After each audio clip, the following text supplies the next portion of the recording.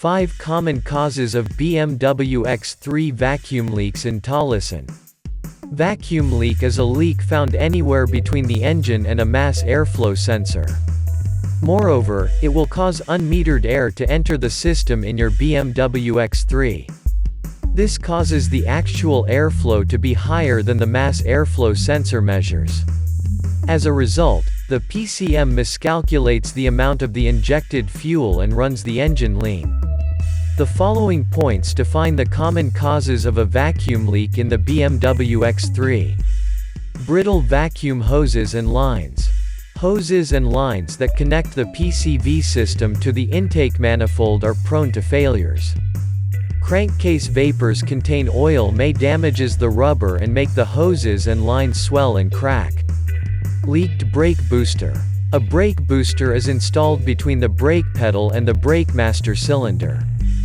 Brake booster has a vacuum diaphragm. When the booster leaks, it creates a vacuum leak.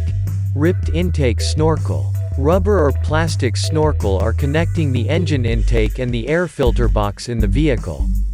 If an intake snorkel is not installed properly at a throttle body, it can cause a vacuum leak. Cracked PCV system.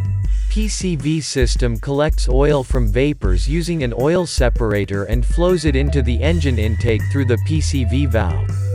When the rubber parts of the PCV system are cracked, then it will create vacuum leaks. Warped intake manifolds and gaskets. In general, the intake manifold is bolted to the engine head or plenum of the BMW X3. With age, the plastic intake manifolds warped and causes vacuum leaks.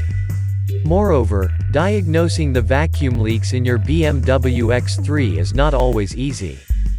Consult with a reputed mechanic for determining the vacuum leaks and fix the issues. Visit us.